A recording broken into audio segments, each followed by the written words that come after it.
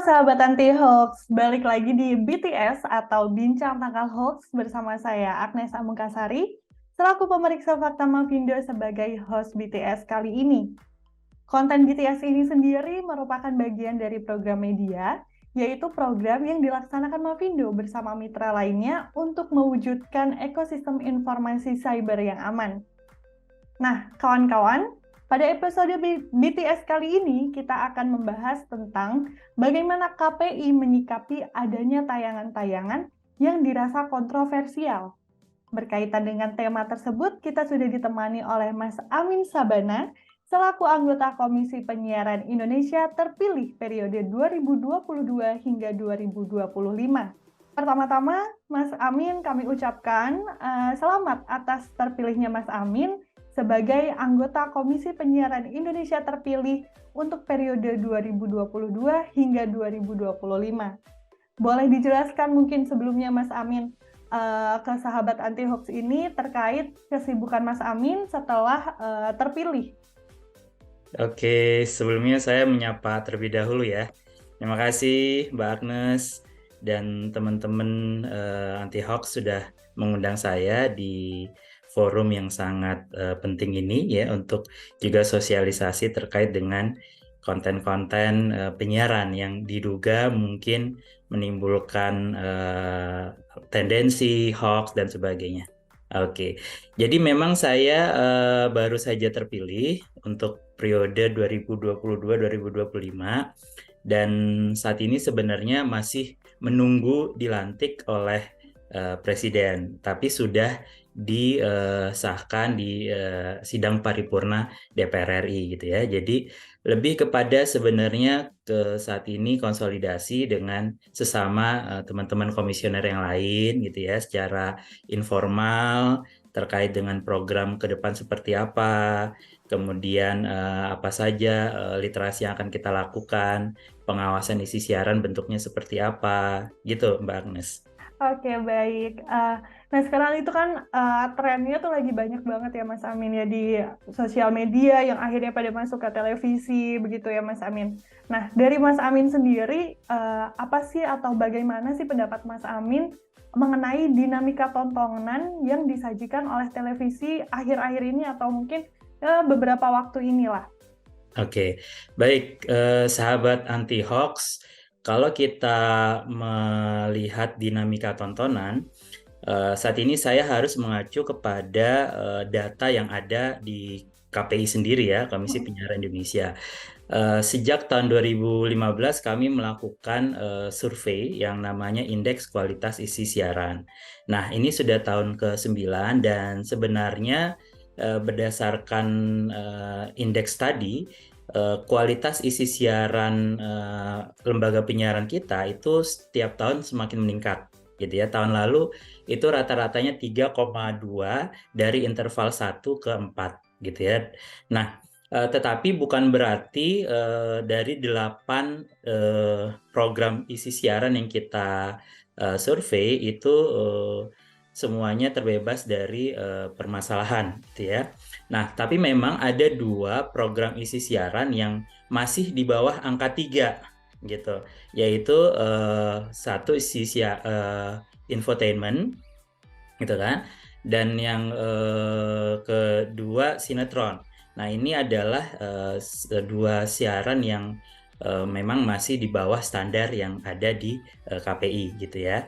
Nah, sementara tapi yang 6-nya itu juga masih tetap ada indikasi-indikasi yang memang harus ditingkatkan dari aspek konten isi siaran gitu.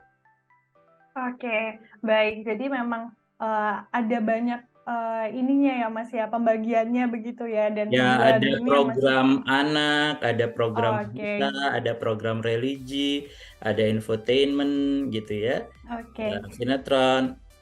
baik. Nah, kalau mungkin tadi sudah sempat saya sentil sedikit ya mengenai ada beberapa tren-tren atau informasi-informasi yang datangnya dari sosial media yang kemudian diangkat ke program televisi.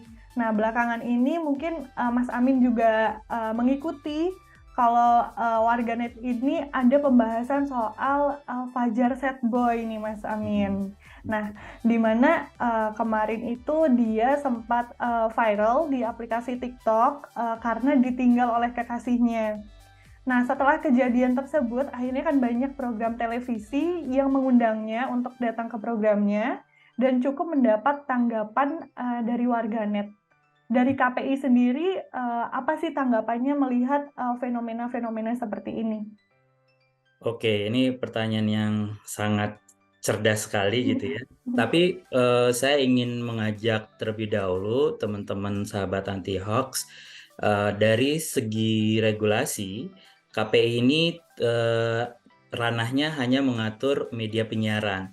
Kalau kita bicara tentang media penyiaran itu hanya televisi dan radio gitu ya. Jadi kita tidak bisa mengontrol konten-konten yang ada di media sosial. Nah, kebanyakan publik tidak tahu hal ini gitu ya, sehingga ketika ada konten-konten yang kita rasa kurang baik di media sosial, salah satu yang kena imbasnya adalah KPI. KPI. Kita dianggap sebagai pemadam kebakaran yang harus bertanggung jawab gitu ya, terkait dengan konten-konten yang meresahkan tadi gitu. Nah, tentu ini harus kita informasikan ke publik gitu ya, bahwa kita hanya mengatur di ranah media penyiaran televisi dan radio. Tetapi ketika konten tersebut ya yang ada di media sosial masuk ke ranah media penyiaran televisi ataupun radio, nah di situ ada peran serta KPI memang untuk mengawas isi siaran. Salah satu tanggung jawab dari KPI memang adalah pengawasan isi siaran. Nah, terkait dengan fenomena yang saat ini kan memang media penyiaran sering kita perhatikan mengambil konten-konten yang ada di media sosial gitu ya. Ya, betul. Lagi mereka mematuhi, jadi di KPI itu kita punya P3 SPSS, Pedoman Perilaku Penyiaran, Standar Program Siaran, ya, yang secara detail mengatur hal-hal yang terkait dengan konten isi siaran dari manapun sumbernya, gitu, mau diproduksi langsung ataupun dicomot dari platform-platform lain.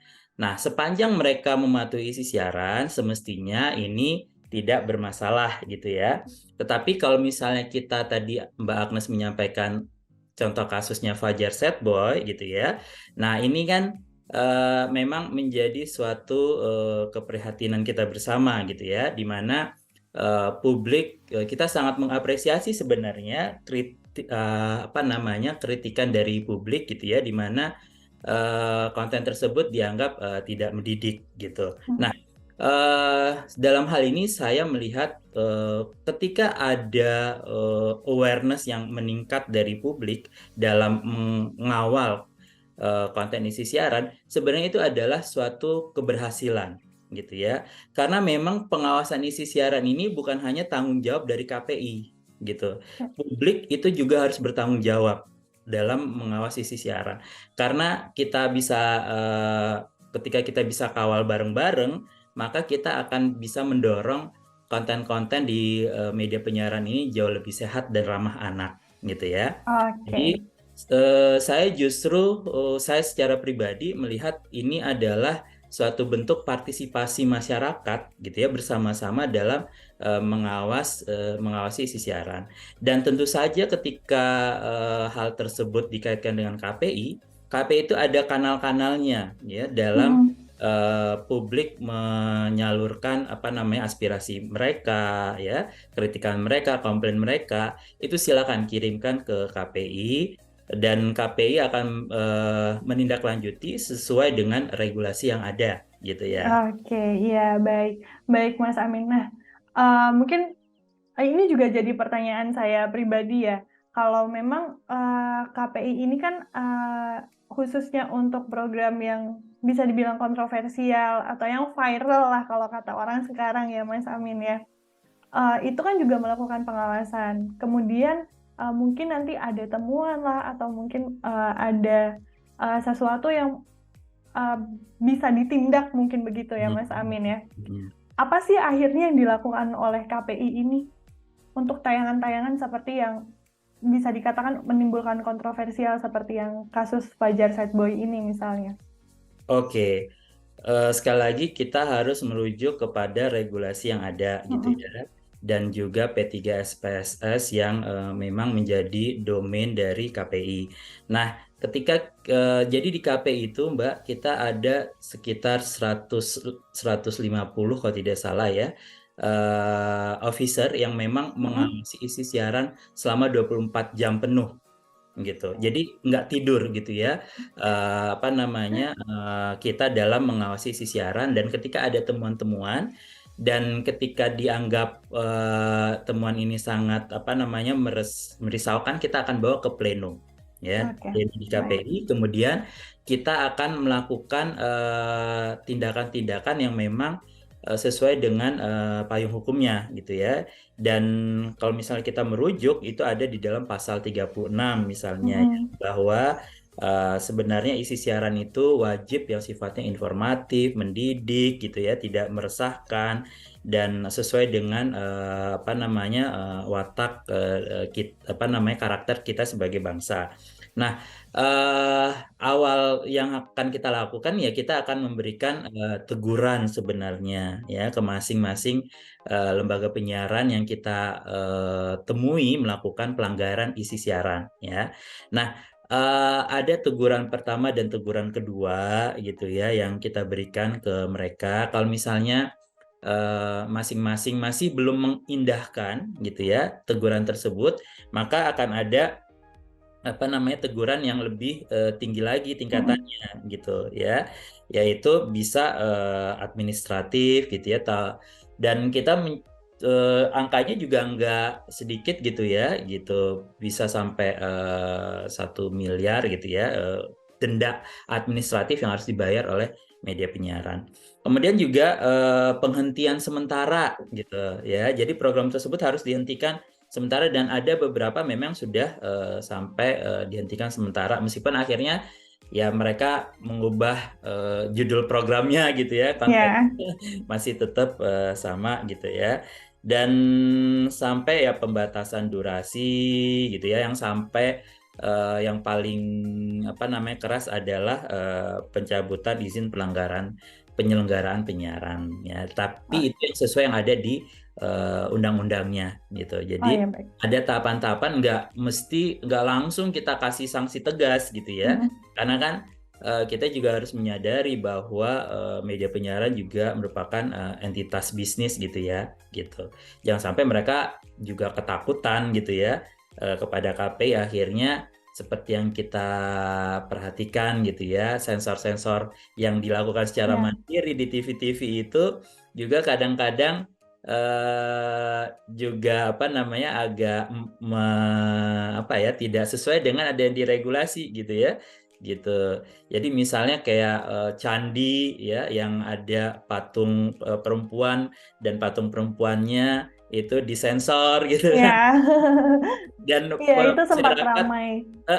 masyarakat menyalahkannya ke KPI, padahal itu adalah sensor mandiri yang dilakukan oleh media penyiaran. Tapi kita mencoba untuk memahami apa yang dilakukan media penyiaran untuk bisa mematuhi peraturan yang ada di KPI juga ya, yang ada di dalam P3SPS tadi. Makanya ini yang harus sama-sama kita diskusikan dengan media penyiaran agar kita satu frekuensi gitu ya. Mereka nggak hidup dalam ketakutan gitu ya, karena sedikit-sedikit harus disensor gitu ya. Jadi Iya, yang melakukan adalah mereka gitu ya. Nah, baik. dan KPI-nya juga bisa melakukan dorongan gitu ya, sehingga masyarakat publik juga secara intens melakukan pengawasan isi siaran, dan tanpa ragu gitu ya, kalau misalnya ada temuan juga mengirimkan aduan-aduannya ke KPI. Oke, baik. Nah, tadi kan sudah beberapa kali disinggung juga terkait P3SPS ini. Itu kan berarti pedoman ya, pedoman yang harus dipegang lah gitu kan ya, Mas Amin ya. Tapi mungkin bisa di highlight atau mungkin disampaikan apa sih poin-poin atau batasan-batasan seperti apa merujuk ke P3SPS ini yang diterapkan oleh KPI untuk acara yang akan ditampilkan di televisi? Oke, jadi memang P3SPS ini merupakan pengejawantahan dari Undang-Undang 32 tahun 2002 ya, terkait dengan penyiaran. Nah, banyak sekali sebenarnya yang diatur oleh P3SPS ini gitu ya, konten-konten yang terkait dengan agama misalnya ya, apa yang boleh dan apa yang tidak boleh gitu ya. Misalnya tidak boleh menyinggung kontennya terkait sentimen terhadap agama tertentu gitu kan. Terus menampilkan apa namanya, baik secara verbal atau non verbal yang bisa menyinggung umat beragama lain gitu ya. Atau juga kalau misalnya terkait dengan anak gitu ya, konten-konten yang ramah terhadap anak itu yang seperti apa gitu ya, yang harus diperhatikan oleh media penyiaran gitu ya. Termasuk juga misalnya zonasi waktunya gitu ya, zonasi waktu yang harus dipatuhi oleh teman-teman dari media penyiaran. Misalnya jangan sampai konten-konten yang dewasa gitu ya, itu disiarkan di jam dan hari yang dimana anak-anak itu juga mengakses televisi gitu ya. Misalnya hari Sabtu pagi atau Minggu pagi ketika keluarga mungkin sedang ada di rumah gitu ya, menyaksikan tontonan televisi, tiba-tiba ada tayangan program ataupun iklan sebenarnya juga gitu ya, yang tidak sesuai dengan zonasi waktu yang dirujuk oleh P3SPS gitu.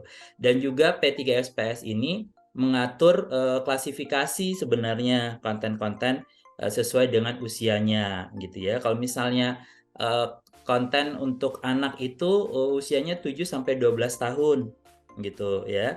Sementara untuk remaja 12 sampai dengan 17 tahun, makanya ada kode R gitu ya, remaja Ya. gitu ya. Kemudian ada yang untuk keluarga ya, segala umur gitu ya, SU gitu. Nah, ini merupakan apa namanya, rambu-rambu ya. Jadi P3SPS ini berisi rambu-rambu yang harus disepakati dan dipatuhi bersama-sama gitu ya oleh media penyiaran agar ya kita bisa menghasilkan konten-konten gitu ya yang sehat gitu ya Ya. untuk segala kalangan gitu ya, bukan cuma untuk anak tapi juga segala kelompok apa namanya, masyarakat gitu. Jadi rambu-rambu ini yang memang harus tadi saya bilang satu frekuensi nih gitu media penyiaran dengan KPI sehingga akhirnya tidak apa namanya, tidak ada terjemahan yang berbeda.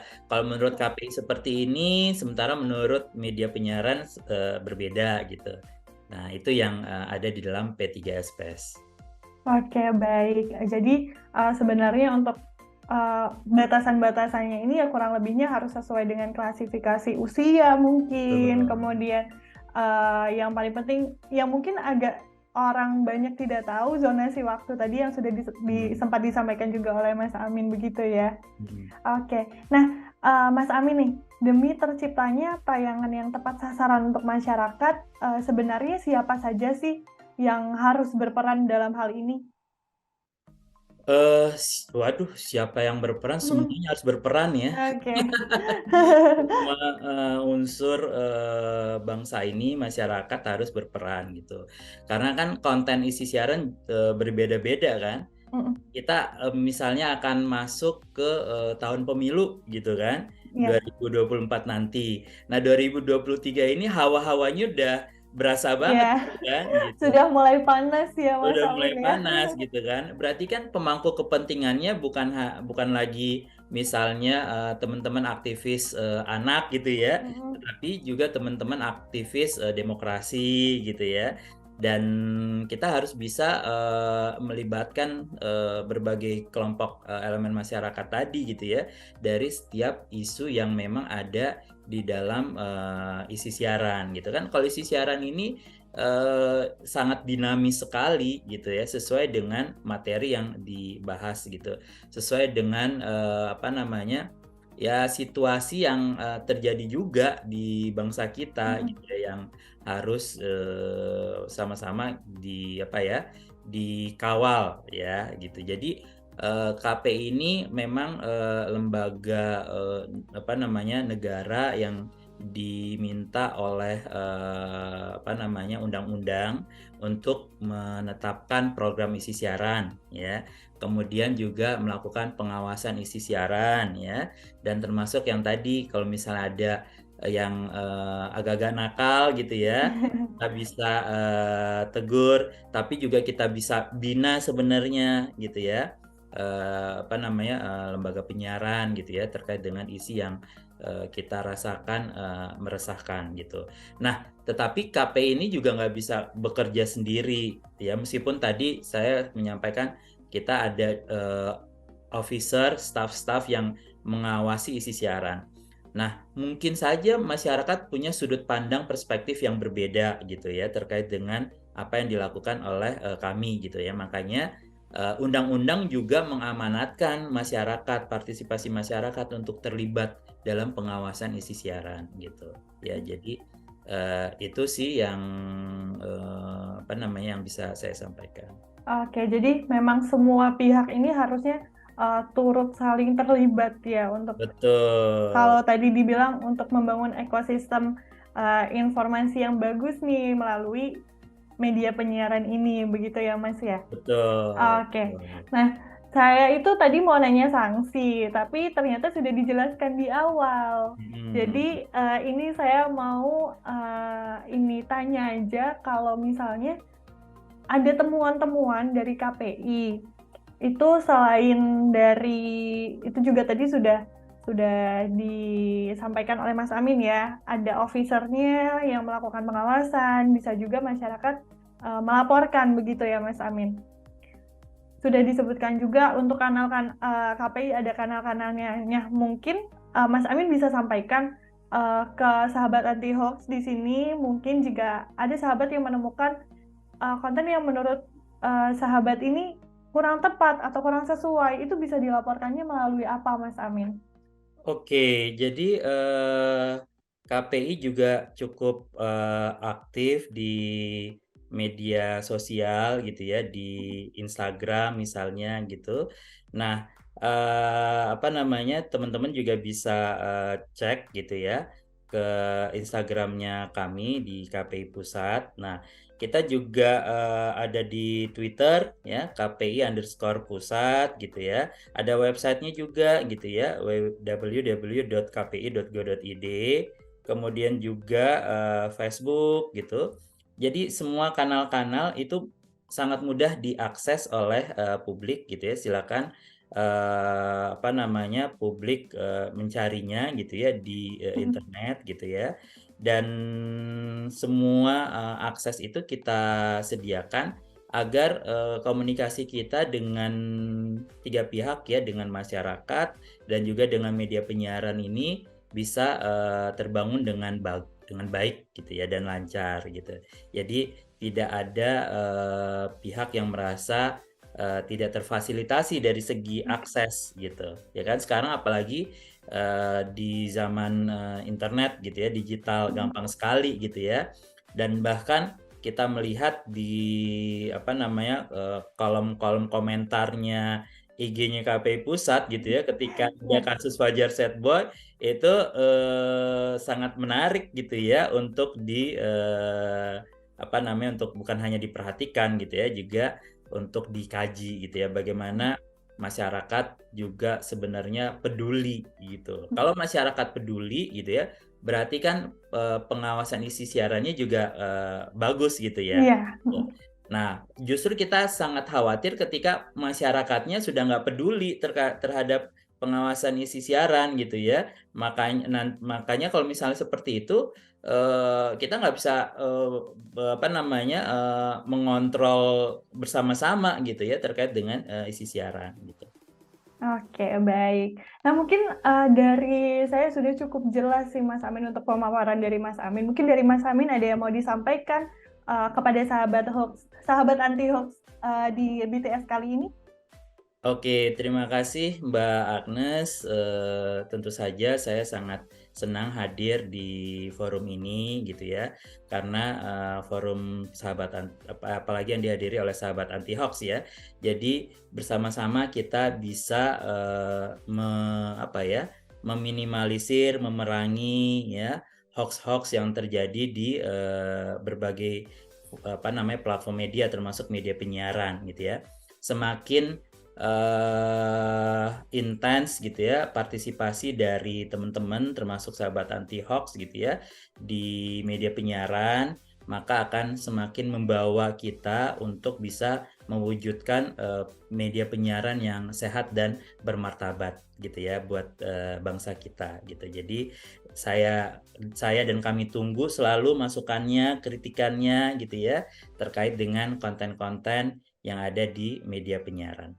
Iya, Makasih. baik, baik Mas Amin. Jadi jangan lupa sahabat anti hoax, kalau lagi nonton TV, kemudian ada mungkin tayangan-tayangan yang kurang dianggap kurang baik atau kurang memenuhi apa yang tadi disampaikan oleh Mas Amin, itu bisa langsung aja ke Instagramnya mungkin tadi ya Mas Amin, atau Twitternya, atau websitenya KPI. Jadi kita juga harus turut serta untuk kegiatan pengawasan penyiaran media penyiaran ini ya. Begitu ya Mas Amin ya? Iya, betul. Oke. Jadi baik, terima kasih sekali Mas Amin untuk paparannya yang sangat luar biasa. Banyak sekali informasi, sekaligus kita juga banyak belajar juga. Ternyata yang misalnya tadi hal seremeh sensor-sensor itu ternyata bukan dari KPI, tapi ternyata dari media sendiri yang melakukan penyensoran mandiri, begitu. Jadi banyak banget ilmu yang akhirnya bisa kita ambil manfaatnya di BTS kali ini. Nah, sahabat anti hoax juga bisa komen di bawah ini tentang pendapat atau tanggapan terkait konten BTS kali ini. Dan juga sahabat anti hoax juga bisa komen juga sebenarnya apa sih konten-konten yang akan seru kalau kita bahas di episode BTS selanjutnya. Jangan lupa juga untuk subscribe YouTube Mavindo untuk konten edukatif yang seru lainnya. Dan dengan ini saya akhiri untuk BTS episode kali ini. Saya Agnes Baik. Amungkasari dan Mas Amin Terima dari kasih Mbak KPI. Agnes dan semua. Ya, kami pamit undur diri dan sampai jumpa di episode BTS selanjutnya.